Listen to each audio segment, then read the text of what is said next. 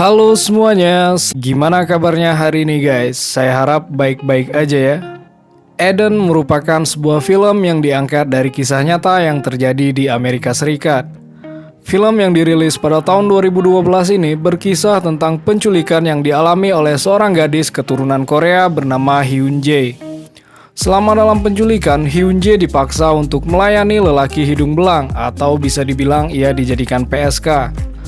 Mau tahu kisah selengkapnya? Oke, tanpa perlu berlama-lama lagi, kita langsung saja ke alur ceritanya. Inilah Eden.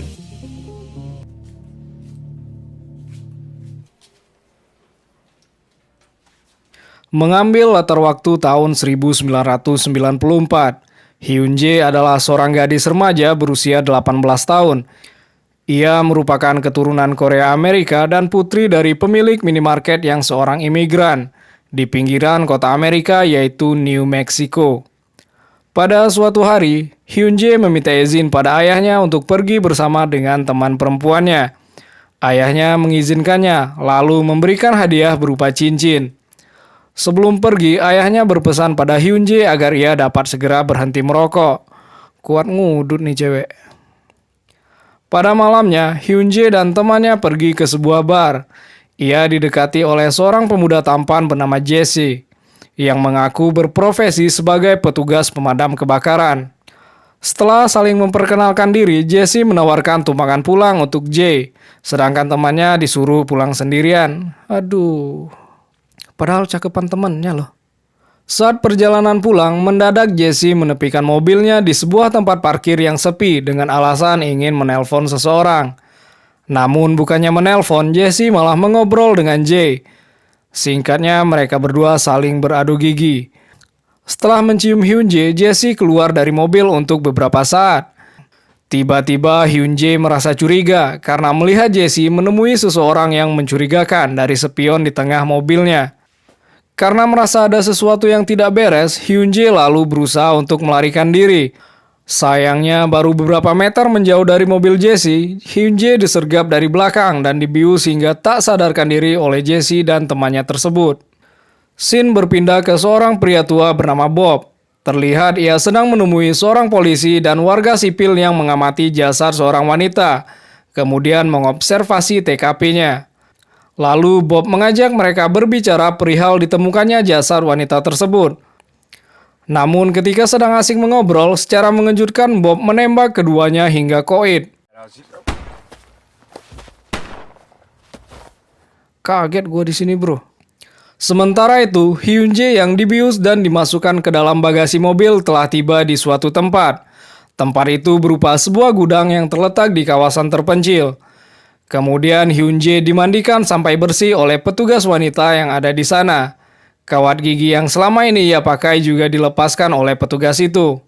Seluruh barang pribadinya diambil, termasuk cincin pemberian ayahnya. Lalu ia dipakaikan gelang pelacak pada kaki kanannya dengan tujuan agar ia tidak mudah kabur dan dapat diketahui dimanapun keberadaannya. Setelah itu, Hyun Jae dibawa ke sebuah kamar yang akan ia tinggali selama berada di gudang itu. Selain dirinya, ternyata terdapat banyak sekali gadis-gadis yang berusia sekitar 15 hingga 19 tahun. Hyun Jae lalu bertemu dengan Bob dan Von. Rupanya Bob adalah seorang pejabat penegak hukum yang korup, sekaligus pemimpin lokal dari jaringan prostitusi. Bob menjalankan bisnis haram tersebut bersama dengan Von, tangan kanannya yang seorang pecandu narkoba. Bob meminta para gadis-gadis untuk mematuhi dan menuruti semua perintahnya jika tidak ingin mati dalam usia muda. Ia secara khusus mengancam Jae, yang baru saja bergabung dengan mengatakan jika ia memiliki informasi tentang orang tuanya. Dan Bob tidak segan-segan melukai keluarganya jika Hyun Jae berani macam-macam. Lalu Bob juga mengganti nama asli Hyun Jae menjadi Eden Garden, atau dipanggil dengan sebutan Eden. Jadi sekarang Hyun Jae kita sebut dengan panggilan Eden ya. Bob memberi Eden waktu 2 hari saja untuk dapat beradaptasi dengan kehidupan barunya sebagai PSK. Esoknya saat pertama kali bekerja sebagai PSK, Eden menyerang pelanggannya dengan menggigit alat vitalnya. Waduh, putus tuh barang. Sesegera mungkin Eden berusaha mencoba melarikan diri, akan tetapi Von berhasil menangkapnya. Kemudian menghukumnya dengan cara memaksanya berbaring di dalam bak mandi yang berisi tumpukan es batu selama semalaman. Von juga sempat mengancam akan memotong salah satu bagian tubuhnya jika ia mencoba untuk kabur lagi. Setiap hari, Eden dan para gadis lainnya menjalani tes kehamilan dan dipaksa untuk membintangi film dewasa serta melayani para pria hidung belang. Selang 1 tahun kemudian, Eden telah beradaptasi sebagai PSK dan mulai berteman akrab dengan gadis lain, yaitu seorang wanita bernama Priscilla. Priscilla yang telah diculik semenjak 2 tahun yang lalu masih berusia 15 tahun. Ia terkejut ketika mengetahui usia Eden yang jauh lebih tua darinya. Priscilla lalu memberitahu Eden mengenai informasi rahasia yang terjadi pada gadis-gadis yang usianya mulai menua. Mereka juga membicarakan seorang gadis bernama Svetlana yang menjadi anak emas dari Bob. Apapun yang diminta oleh Svetlana, Bob pasti selalu menyanggupinya. Beberapa hari kemudian, Priscilla menghilang secara misterius. Eden mengetahui jika Priscilla dibawa pergi oleh para penjaga, namun ia tidak tahu untuk apa dan kemana. Lalu Eden memperhatikan jika Svetlana yang juga asisten dari Von memakai cincin pemberian ayahnya pada hari penculikannya dulu. Eden yang geram berencana untuk merebutnya kembali dari Svetlana. Pada suatu malam, Eden hendak merebut cincinnya di saat Svetlana sedang tertidur lelap. Namun sayangnya Svetlana tiba-tiba terbangun dan perkelahian pun tak dapat dielakkan lagi. Sampai-sampai harus dipisahkan oleh Von dan seorang anak buahnya. Eden kemudian dibawa ke ruangan oleh Von. Ia pun diberikan hukuman dengan memaksanya menelan cincin tersebut. Meski ragu, pada akhirnya Eden tetap melakukannya. Eden kemudian mencoba untuk mengadu domba Von dengan anak-anak buahnya. Ia mengatakan jika anak buahnya seringkali meremehkan Von. Eden berusaha meyakinkan Von jika ia ada di pihaknya dan ingin membantunya. Tentu saja dengan alasan agar dapat mencari kesempatan untuk kabur dari tempat itu. Eden tahu jika para gadis yang ada di sana tidak akan mungkin dapat bertemu kembali dengan keluarganya. Tak lama Eden pun diangkat sebagai asisten dari Von untuk membantu Von dalam mengawasi operasional, terutama di bidang akuntansi atau perhitungan keuangan dari bisnis haram itu. Pada suatu malam, Eden bersama dengan 2 gadis lainnya dipekerjakan untuk melayani pelanggan di pesta komunitas persaudaraan dari salah satu perguruan tinggi. Seperti biasa, Eden mampu melayani pelanggannya dengan baik. Von yang mulai mempercayai Eden menyuruhnya untuk memegang uang hasil bayaran dari pelanggan malam itu. Akan tetapi ketika selesai melayani dan akan ditagih oleh Von dan Eden untuk melakukan pembayaran, pelanggan tersebut malah mengulur-ngulur waktu, sehingga berdampak pada kaburnya 2 gadis lainnya.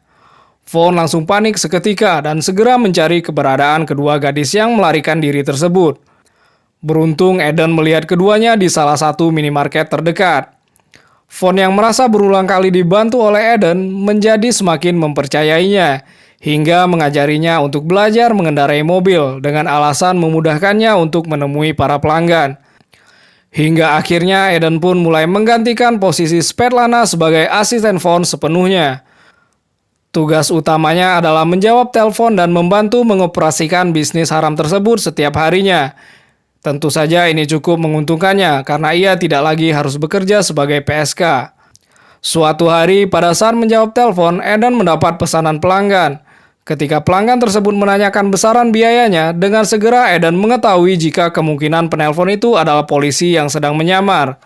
Tetapi ia tetap menerima pesanan dan tidak mengatakan apa-apa. Sementara itu, di tempat yang berbeda, Bob sedang memimpin sebuah seminar tentang perdagangan narkoba yang dihadiri oleh para tentara. Setelah selesai, ia diinterogasi oleh seorang detektif perihal kasus kematian dari seorang polisi dan seorang warga sipil yang sebelumnya telah ia bunuh. Bob dengan lihainya berkelit dan berbohong pada detektif itu, sehingga tidak dapat dilakukan investigasi mendalam padanya. Tak lama, Bob mendapat telepon dari Von yang ingin mengajaknya bertemu. Saat bertemu dengan Bob yang sedang memancing, Eden yang menemani Von kaget karena salah satu dari jasad yang dibawa dan hendak dibuang oleh Von ke danau adalah jasad Svetlana. Saat sedang memancing, terjadi obrolan yang membuat Von tidak nyaman karena Bob selalu saja meremehkannya. Di sini kita tahu kalau ternyata Von adalah anak dari Bob. Bapak macam apa Bob ini? Karena sudah kesal dengan coletehan Bob, secara tiba-tiba Vaughn memukul Bob dari belakang. Saat Bob sudah terkapar dan tak sadarkan diri, bukannya berhenti, Vaughn kembali memukulnya secara membabi buta, hingga Bob pun koit saat itu juga. Setelah menghabisi ayahnya, Vaughn menjelaskan jika ia sudah muak dengan sikap Bob yang selalu saja menyalahkannya. Selain itu, ia juga ingin menguasai bisnis haram itu sendiri. Pada suatu hari, Eden dan Vaughn membawa seorang gadis ke rumah seorang pria yang bernama Mario. Melihat tato pada lengan Mario, Eden langsung mengenalinya sebagai orang yang dulu menculiknya. Lalu Eden pergi ke kamar mandi dan menemukan kamar yang penuh dengan tempat tidur bayi. Selain itu, ia juga menemukan Priscilla yang sedang hamil besar. Eden akhirnya mengetahui alasan dibalik dibawa perginya Priscilla dari gudang adalah karena pada salah satu tes kehamilan, Priscilla dinyatakan positif setelah berhubungan dengan salah satu pelanggannya. Di sini mereka sama-sama belum mengetahui jika bayi Priscilla nantinya akan dijual. Priscilla yang mengetahui jika Eden dekat dengan Vaughn mengingatkannya untuk tidak terlalu terjerumus terlalu dalam agar tidak ikut menjadi salah satu orang jahat pada organisasi gelap tersebut. Namun di sini Eden juga berjanji pada Priscilla bahwa ia akan menjemputnya ketika berhasil melarikan diri. Vaughn memperhatikan gerak-gerik Eden yang mencurigakan, membuatnya mempertanyakan kesetiaan Eden. Ia lalu menguji Eden dengan menyuruhnya untuk membunuh seorang gadis di padang pasir. Eden terlihat bimbang, tapi apa boleh buat, ia tetap harus melakukannya agar Vaughn tidak curiga. Namun untungnya Vaughn menghentikannya pada menit-menit terakhir.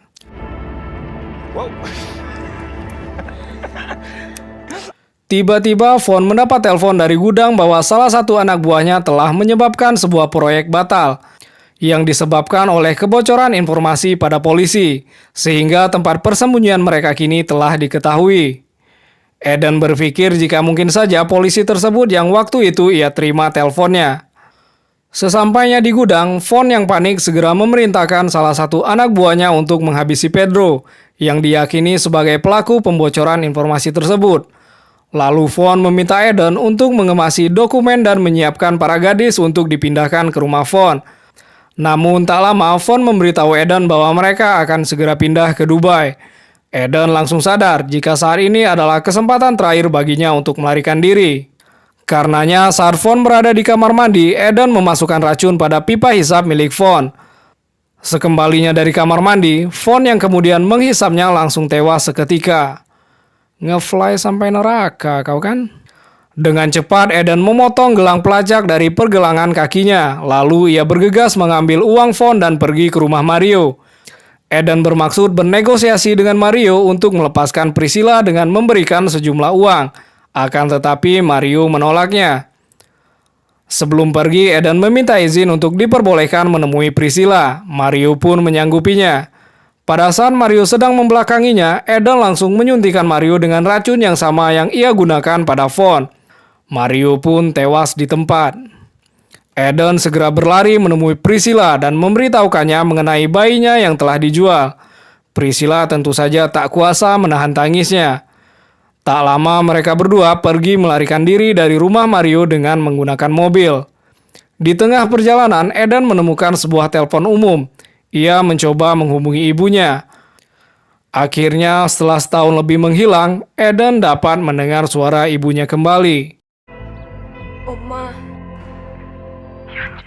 Dan film pun berakhir. Sekian alur cerita dari film Eden. Semoga teman-teman semua terhibur dengan videonya. Jangan lupa bantu channel ini untuk terus berkembang dengan cara like dan subscribe-nya serta nyalakan loncengnya agar teman-teman tak ketinggalan notifikasi video terbaru lainnya. Terima kasih untuk yang sudah menonton video ini sampai akhir. Have a nice day and bye-bye.